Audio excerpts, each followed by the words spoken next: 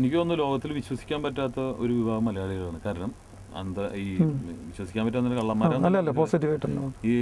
കാരണം മലയാള സിനിമയെ കാണുന്നതിന് വേണ്ടി തിയേറ്ററിൽ ആൾ വരുന്നില്ല എന്ന് പറയുന്നത്. സെയിം സമയത്ത് ഒരു 95-100 രൂപ അവതാർ കാണാൻ ക്യൂ നിൽക്കുക. ഡെഫിനറ്റ്ലി സത്യമാണ്. അപ്പോൾ ഈ ജനങ്ങളുടെ ടേസ്റ്റ് എന്താണെന്ന് ഇപ്പോഴും എന്താണ് ഇഷ്ടപ്പെടുന്നത് ഈ സിനിമയുടെ ജാതകം റിലീസായതിനു ശേഷം മാത്രമേ പറയാൻ പറ്റൂ. സഹോദര, എല്ലാ കാലഘട്ടത്തിലും വിജയപരാജയങ്ങൾ ഉണ്ടായിട്ടുണ്ട്. സിനിമകൾ 120ഓളം സിനിമ റിലീസ് ചെയ്ത കാലഘട്ടം ഒരു വർഷത്തിൽ കേരളത്തിലുണ്ടായിട്ടുണ്ട്. ആ സമയത്ത് തന്നെ 60 സിനിമയിൽ ഒതുങ്ങിയിട്ടുണ്ട്, മാഗസീനിലൊക്കെ നമ്മൾ കാണുന്നത് പോലെ. അതുപോലെ വെച്ച് നോക്കുകയാണെങ്കിൽ ഇന്ന് തിയേറ്ററുടെ എണ്ണം കുറഞ്ഞിട്ട് പോലും ഇത്രയും സിനിമ ഉണ്ടാവുന്നുണ്ട്. ഇല്ല, ശരിയല്ലേ? ഇത്രയും സിനിമകളുണ്ടാണ്. അങ്ങനെ വേണമെങ്കിൽ തിയേറ്റർ ഡൗൺ ആവുന്നതിന് കണക്കായിട്ട് സിനിമ ഇല്ലാതാവുന്നില്ല. അപ്പോൾ ഈ ടെക്നോളജീനെ ബീറ്റ് ചെയ്യാനുള്ള ടെക്നോളജി ഇപ്പോൾ ഉണ്ടായിട്ടില്ല. ഇനി ഇൻ്റർനെറ്റ് ആയാലും അത് സാധാരണക്കാരൻ എത്രമാത്രം റീച്ചാണ്. അതിന് ഇത്ര GB ഇത്ര കാശ് എന്ന് പറഞ്ഞിട്ടുള്ള കാശുകളൊന്നും നമുക്ക് ബെയർ ചെയ്യാൻ പറ്റില്ല. ഈ 50 രൂപയ്ക്ക് ഈ കാണുന്നതിൽ അവൻ തൃപ്തനാണ്. ഒരു ഭൂരിപക്ഷം ഈ എത്ര ലക്ഷം ജനങ്ങൾ, അറൗണ്ട് 15 lakhs പീപ്പിൾ സിനിമ കാണുന്നുള്ളൂ കേരളത്തിൽ നിന്ന്. എൻ്റെ ഏകദേശം അറിയുന്നൊരു കണക്ക് അതാണ്. ഇപ്പോൾ ഈ 15 ലക്ഷം ആൾക്കാരാണ് ഈ 3.5 കോടി രൂപ ഒരാളും വിധിച്ചെടുക്കേണ്ടത് റിപ്പീറ്റഡ്. അപ്പോൾ നമ്മുടെ ഈ പറഞ്ഞ പോലെ തന്നെ ഏറ്റവും ചെറിയൊരു ഓഡിയൻസ് ആണ്. അതിനിടയിൽ അവൻ്റെ ഒരു ടേസ്റ്റ് അതാണോ ശരി ഇതാണ് ശരി എന്ന് പറഞ്ഞാൽ തമിഴ് തെലുങ്ക് കാണുന്നു. നമ്മുടെ പടം നമ്മുടെ രീതിയിൽ തന്നെ വേണമെന്നുള്ളൊരു വിശ്വാസം അല്ലേ. ഇനി നമുക്ക് ഈ രീതിയിലുള്ള ചർച്ചയിൽ നിന്ന് ഉണ്ണി ശിവപാലിലേക്ക് തന്നെ തിരിച്ചു വരാം. ഓക്കെ. കുറച്ച് വർഷങ്ങൾക്ക് മുമ്പ് ഞാൻ വിചാരിച്ചിരുന്ന ഉണ്ണി ശിവപാൽ നല്ലൊരു കോർഡിനേറ്ററാണ്, നല്ല ഒരു സംഘാടകനാണ്. ഉണ്ണി ശിവപാലിൽ നിന്നും ഒരു സിനിമയുടെ ഒരു ഗ്രൂപ്പ് തന്നെ ഉണ്ടാകും എന്ന് പ്രതീക്ഷിച്ചു. അതെ, തീർച്ചയായിട്ടും. കാരണം നല്ലൊരു കോർഡിനേറ്റർ, നല്ല സിനിമകൾ ഉണ്ടാകാൻ സാധ്യതയുള്ള ഏറ്റവും ബുദ്ധിമുട്ട് കോർഡിനേഷനാണ്. അപ്പോൾ അതിലൊരു വേഷം ചെയ്യാൻ വേണമെങ്കിൽ സംവിധാനം. പക്ഷേ അതിൽ നിന്നും മാറിക്കളഞ്ഞതുപോലെ എന്തോ ഒളിച്ചോടിയതുപോലെ എനിക്ക് തോന്നിയിട്ടുണ്ട്. കാരണം പെട്ടെന്ന് വന്നിട്ട് ഒരു വേഷം ചെയ്ത് പോകേണ്ട ഒരാളല്ല ഉണ്ണി ശിവപാൽ. പല സ്ഥലത്തും സംഘാടകനായിട്ടും പല ഇതുണ്ട്. അതെന്താണ് അങ്ങനെ സജീവ സാന്നിധ്യമായി മാറാത്ത എന്താണ് മലയാള സിനിമയുടെ ഏത് മേഖലയിലാണെങ്കിലും? ഒരു കൺഫ്യൂഷൻ ആയിരിക്കാം ചിലപ്പോൾ ഈ പറഞ്ഞ പോലെ. നമുക്ക് എന്താ ഇപ്പോൾ നമ്മൾ സ്കൂളിൽ പഠിക്കുമ്പോൾ സാറ് ചോദിച്ച ചോദ്യങ്ങൾക്ക് മാത്രമേ ഉത്തരം പറയാൻ പാടുള്ളൂ അല്ലേ. നമ്മൾ പഠിക്കുന്നുണ്ടാവും അല്ലേ. സാറ് നമ്മളോട് പഠിക്കുമ്പോൾ പുസ്തകം തന്നു. അപ്പോൾ ഒരു 5ാം ക്ലാസ്സിലാണ് നമ്മൾ പഠിക്കുന്നതെങ്കിൽ പാഠം 5 എന്ന് പറഞ്ഞു കഴിഞ്ഞാൽ അന്നത് എടുത്തിട്ടുണ്ടാവും. പക്ഷെ സാറ് ചോദിക്കുന്ന ചോദ്യത്തിന് മാത്രമാണ് ഈ 5ാം ക്ലാസ്സിലെ ഒരു 10ഓ 5ഓ പേജിലുള്ള അല്ലാന്ന് നമ്മൾ വായിച്ച കാര്യങ്ങൾ നമ്മൾ ആ ചോദ്യത്തിന് മാത്രം ഉത്തരം കൊടുക്കുക. സോ എനിക്ക് തോന്നി എല്ലാ കാര്യത്തിലും ജാക്ക് ഓഫ് ഓൾ ട്രേഡോ മാസ്റ്ററോ എന്നുള്ള കാര്യമല്ല അത്. നമ്മൾ എല്ലാ കാര്യത്തിലേക്ക് ഓടിപ്പോണ്ട കാര്യമൊന്നുമില്ല. എല്ലാവർക്കും നോക്കിക്കഴിഞ്ഞാൽ എല്ലാത്തിലും ഒരു ചെറിയൊരു അറിവുണ്ടാവും. അങ്ങനെ കണ്ടാൽ മതി. എൻ്റെ നിങ്ങളിങ്ങനെ കണ്ടിട്ടുണ്ടെങ്കിൽ എല്ലാത്തിലും ഉണ്ടാവും. പക്ഷേ ഞാൻ ചിന്തിച്ചു എനിക്കിപ്പോൾ ബെറ്റർ ഇതാണെന്നാണ് തോന്നുന്നത്. ഇപ്പോൾ ഇത് എന്നത്തേക്കുമുള്ള കാര്യമല്ല. താങ്കൾ പറഞ്ഞ പോലെ നാളെ വേറെ രീതിയിലേക്ക് നമ്മൾ ഡൈവേർട്ട് ചെയ്ത് കൂടുതലുള്ളതാണ്. പക്ഷേ ആത്യന്തികമായി പറയുകയാണെങ്കിൽ ഈ ദൃശ്യമാധ്യമം തന്നെയായിരിക്കും എൻ്റെ ഒരു മെയിൻ സംഭവം. ഇപ്പോൾ നമ്മൾ IT യിൽ നിൽക്കുന്ന അതൊരു വിഷ്വൽ ഇമ്പാക്റ്റ് ഉണ്ടാക്കുന്ന ഒരു ഫീൽഡ് തന്നെയാണ്. ലോജിക് വാല്യൂവും ക്രിയേറ്റീവ് വാല്യൂവിൻ്റെയും ബ്ലണ്ടാണ് IT എന്ന് ഞാൻ വിശ്വസിക്കുന്നത്. സോ സിനിമയിലും അത് തന്നെയാണ്. അതുകൊണ്ട് നമ്മൾ എവിടെയും പോയിട്ടില്ല, കൂടെ തന്നെ ഉണ്ട്. സോ എനിക്ക് നമ്മൾ നോക്കുന്നില്ല. ഈ നേരത്തെ പറഞ്ഞ നമ്മളെ തേടിയെത്തുന്ന അവസരം ഞാനത് വിശ്വസിച്ചു, ഞാൻ പറഞ്ഞു. അതേപോലെ തന്നെ നമ്മൾ നോക്കുന്നുണ്ട് ഒരു സമയത്തെ അല്ലേ. ഒന്ന് ഈ ബോൺ ടാലൻറ്റഡ് ആയിട്ട് താങ്കൾ ഇത്രയും കഴിവുള്ള, ഞാൻ എത്രയോ ആരാധിക്കുന്ന ഒരു കലാകാരൻ തന്നെയാണ് താങ്കളും. അപ്പോൾ താങ്കൾ ഇത്രയും കഴിവുണ്ടാകുമ്പോൾ നമ്മളുടെ ചുറ്റുപാടിൽ നമ്മൾ നോക്കിയാൽ ഒന്ന് ജനിച്ചൊരു സുപ്രഭാതത്തിൽ നടനാവുന്നു. അത് ബോൺ ദൈവനെ നടനാക്കുമെന്ന് പറഞ്ഞാൽ വിടുന്നതാണ്. ചില ആൾക്കാർ ഒരുപാട് പ്രോസസ്സ് പോകാനുണ്ട്. ഫിൽറ്ററിങ് അപ്പോഴായിരിക്കും ഇതാണ് ഇവൻ്റെ വഴിയെന്ന് തിരിച്ചറിയുന്നത്. ചിലപ്പോൾ അതായിരിക്കാം, എനിക്കറിയത്തില്ല.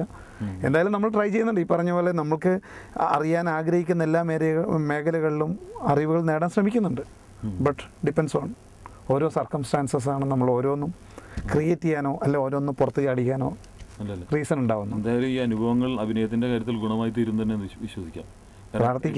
എക്സ്പീരിയൻസ് കിട്ടിക്കൊണ്ടിരിക്കുകയാണ്. പിന്നെ അത് ഉറപ്പായിട്ടും എനിക്ക് അഭിനയം തുടരണം എന്നുള്ള ഇതാണ്. കാരണം എന്താണെന്ന് പറഞ്ഞാൽ താങ്കളുടെ മുഖത്ത് ഒരുപാട് സംഭവങ്ങൾ ചെയ്യാൻ പറ്റും. ഒരു നമ്പൂതിരിയായിട്ട്, ഒരു പള്ളിയിൽ അച്ഛനായിട്ട് കുറേ ക്യാരക്ടേഴ്സ് ചെയ്യാൻ പറ്റും. അതൊന്നും ചെയ്തിട്ടില്ല, എക്സ്പ്ലോയിറ്റ് ചെയ്തിട്ടില്ല എന്നാണ് തോന്നുന്നത് എനിക്ക്.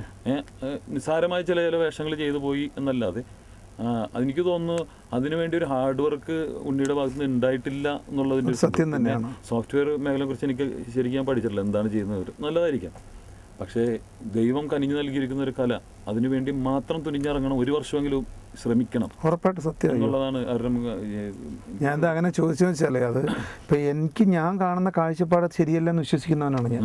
അതെൻ്റെ കാഴ്ചപ്പാടാണ്. അതിൽ പാടുണ്ടാവും ഒരുപാട്. മറിച്ച് താങ്കളെ നോക്കിക്കാണുന്ന ഒരു രീതിയിൽ എനിക്കതിൽ ഒരുപാട് ശരി കണ്ടെത്താൻ ഈസിയാണ്. കാരണം ഞാൻ ഒന്ന് മനസ്സൊന്ന് ഫ്ലെക്സിബിൾ ആയാൽ മതി. എൻ്റെ കിങ് സൈസ് ഈഗോനെ ഡൗൺ ചെയ്താൽ മതി. ഇല്ലേ, എൻ്റെ ഇൻഡിവിജ്വൽ കിങ്സ്. അപ്പോൾ അതുകൊണ്ടാണ് ഞാൻ അങ്ങനെ തന്നെ ചോദിച്ചത്. എൻ്റെ ആഗ്രഹം അത് തന്നെയാണ്. സോ ആഗ്രഹത്തിലുള്ള യാത്ര കൊണ്ടാണ് മറ്റെല്ലാം നമ്മൾ സപ്രസ് ചെയ്യുന്നത്, ഡിലീറ്റ് ചെയ്തിട്ടില്ല. സപ്രസ് ചെയ്യുന്ന ഓരോ ആഗ്രഹങ്ങൾ സപ്രസ് ചെയ്തുകൊണ്ട് നമ്മളിത് നോക്കുന്നു. അപ്പോൾ ഉദാഹരണത്തിന് എനിക്കിപ്പോൾ ഈ ക്യാരക്ടർ ചെയ്തിട്ട് റിസൾട്ട് വന്നു പറയുമ്പോൾ തന്നെ എനിക്ക് ഞെട്ടലും അത്ഭുതവും തോന്നിയിട്ടില്ല. സത്യം പറയാം, ഒരു ഞെട്ടലും ഉണ്ടായിട്ടില്ല, പേടി ഉണ്ടായിട്ടില്ല, അത്ഭുതം ഉണ്ടായിട്ടില്ല. ചിലപ്പോൾ ഇതൊക്കെ കൊണ്ടായിരിക്കും നമ്മൾ ബാക്കിയെല്ലാം സപ്രസ് ചെയ്ത് ഇങ്ങനെ വന്നു. ഇനി താങ്കൾ പറഞ്ഞ പോലെ എല്ലാവരെയും അങ്ങോട്ട് ചെന്ന് കാണുക, വിളിക്കുക, അങ്ങനത്തെ കാര്യങ്ങളൊന്നും എനിക്ക് അറിയത്തില്ല. എന്നാലും ഞാൻ താങ്കൾ പറഞ്ഞ ഒന്ന് സജീവം ശ്രമിക്കുന്നുണ്ട്. ഓക്കെ, ഞാനിപ്പോൾ തമിഴിൽ തന്നെ നോക്കുമ്പോൾ പ്രകാശ് രാജൊക്കെ വരാൻ ഇത്ര വൈകിയത് എന്താണെന്ന് ഞാൻ ചിന്തിച്ചിട്ടുണ്ട്. ഓക്കെ, വന്നു കഴിഞ്ഞപ്പോൾ കത്തി ജ്വലിക്കുകയാണുണ്ട്. സാവധാനം വരുന്നതിന് സിംഹാസനം കിട്ടുമെന്നാണ് പറയുന്നത്. അതുപോലെ പശുപതി, ഇവരൊക്കെ ചെറുപ്പത്തിലെ തന്നെ ജനിച്ച നടനായിട്ട് അങ്ങനെ വന്നവരല്ല, പെട്ടെന്ന് വന്നവരാണ്. ക്യാരക്ടേഴ്സ് കൊടുത്തപ്പോൾ അത് അവർക്ക് എക്സ്പീരിയൻസ് അവർക്ക് മുതൽക്കൂട്ടായി. അതുപോലെ തീർച്ചയായിട്ടും താങ്കളിൽ നിന്നും ഒരു നടനെ ഞാൻ പ്രതീക്ഷിക്കുന്നു. വളരെ വൈകിയാണെങ്കിൽ അത് കിട്ടും എന്നാണ് എൻ്റെ മനസ്സിൽ. പക്കൂരിൻ്റെ അടുത്ത് ഞാൻ പറഞ്ഞിട്ടുണ്ട്, നീ ഗിന്നസ് ബുക്കിൽ കയറുന്ന ചിരിച്ചിട്ടുണ്ട്. അപ്പോൾ എനിക്ക് എന്നെ കുറിച്ച് പറയാൻ സാധിക്കില്ല കണ്ണാടി നോക്കിയിട്ട്. പക്ഷേ മറ്റുള്ളവരെ കുറിച്ച് എന്തോ അങ്ങനെ പറയാനുള്ള ഒരു ഇതുണ്ട്. ബിജുക്കുട്ടൻ എന്നോടൊപ്പം വന്നപ്പോൾ പറഞ്ഞു നീ ഒരു നടനായി മാറും എന്ന് പറഞ്ഞപ്പോൾ അവൻ ചിരിച്ചിട്ടുണ്ട്. അവൻ വേറെ ചില മേഖലകളിലായിരുന്നു ജോലി ചെയ്തിരുന്നത്. അപ്പോൾ അതുപോലെ ഇതും സംഭവിക്കട്ടെ എന്ന് പ്രാർത്ഥിക്കുന്നു. ഉറപ്പായിട്ടും പ്രാർത്ഥന വേണം, നിങ്ങളുടെ സജഷൻസ് എൻ്റെ കൂടെ എപ്പോഴും വെറും നമ്മൾ പ്രാർത്ഥിച്ചുകൊണ്ട്. ഇത് കലയ്ക്ക് വേണ്ടി ചിലവാക്കിയിട്ടുണ്ടെങ്കിൽ സമയം എന്താണെങ്കിലും അതൊരിക്കലും കല ഒരിക്കലും ചതിക്കില്ല എന്നുള്ളൊരു വിശ്വാസമുണ്ട്. കാരണം ഞാൻ മറ്റു പഠന മേഖലയൊക്കെ കളഞ്ഞിട്ട് എന്നെ ചതിച്ചിട്ടില്ല. സത്യം അല്ല, താങ്കൾ നേരത്തെ പറഞ്ഞൊരു കാര്യം, ഇടയ്ക്കിടയ്ക്ക് എന്നെ മുങ്ങണു ഞാൻ പോയി എന്നൊക്കെ പറഞ്ഞില്ലേ. ഞാൻ ആക്ച്വലി 2004 പൂർണ്ണമായും ഒരു സാഹചര്യം കൊണ്ട് ഇവിടുന്ന് വിട്ട് ലണ്ടനിലേക്ക് പോയതാണ്. എനിക്കിപ്പോഴും പാസ്പോർട്ടിലെല്ലാം എപ്പോഴും പോയി വരാവുന്നൊരു സ്റ്റേറ്റസ് ഉണ്ട്, ഒരു ചെറിയ സ്റ്റേറ്റസ്. സോ അവിടെ പോയിട്ടും അറിയാതെ ഞാൻ വീണ്ടും ഇങ്ങോട്ട് വിടുക. അപ്പോൾ എന്തോ ഒരു നമ്മളറിയാത്തൊരു എഴുത്തുണ്ട്. ആ കളം നമ്മൾ തേടിയുള്ള യാത്രയാണ് ഇപ്പോൾ. അത് നമുക്കറിയത്തില്ല. ഒരു എന്താ അൺനോൺ പവർ ഗവൺ ഡസ് എന്നൊക്കെ പറയില്ലേ, നമ്മളറിയാത്തൊരു ശക്തി നമ്മളെ ഭരിക്കുന്നുണ്ട്. സോ അത് ദൈവമാകട്ടെ, സുഹൃത്താവട്ടെ, വഴികാട്ടികളാവട്ടെ, ഗുരുനാഥകന്മാരാവട്ടെ, അല്ലേ. സോ ആ പവറിൻ്റെ കൺട്രോളിലാണ് നമ്മൾ നമ്മുടെ മറ്റേ ഫിസിക്സ് പറയണ്ടെങ്കിൽ ഒന്ന് അങ്ങോട്ട് അടിച്ചാൽ തിരിച്ച് വരുന്ന പറഞ്ഞാൽ ഈ ബൗൺസ് നടക്കുന്നത്. അതെ അതെ. അപ്പോൾ ആ ബൗൺസ് നടക്കുന്നത് ഈ ഒരു അൺനോൺ ഗവേണിംഗ് പവർ ഉണ്ട്. ആ ഫാക്ടറൊക്കെ തന്നെയാണ് നമ്മൾ അനുഗ്രഹം ചൊരിഞ്ഞുകൊണ്ടും മുന്നോട്ട് പോകാൻ പറ്റുന്നത്. താങ്കൾ ഇപ്പോഴും ഇതും പറയുമ്പോൾ എന്നെക്കാട് എത്രയോ കഴിവുള്ള എൻ്റെ കൂടെ അഭിനയിച്ച സുഹൃത്തുക്കളും മറ്റവർക്കൊക്കെ കിട്ടാത്തൊരു ഭാഗ്യമാണ്, ഒരു ചാൻസിലൂടെ നമുക്ക് കിട്ടുന്നെന്നുള്ളതാണ്.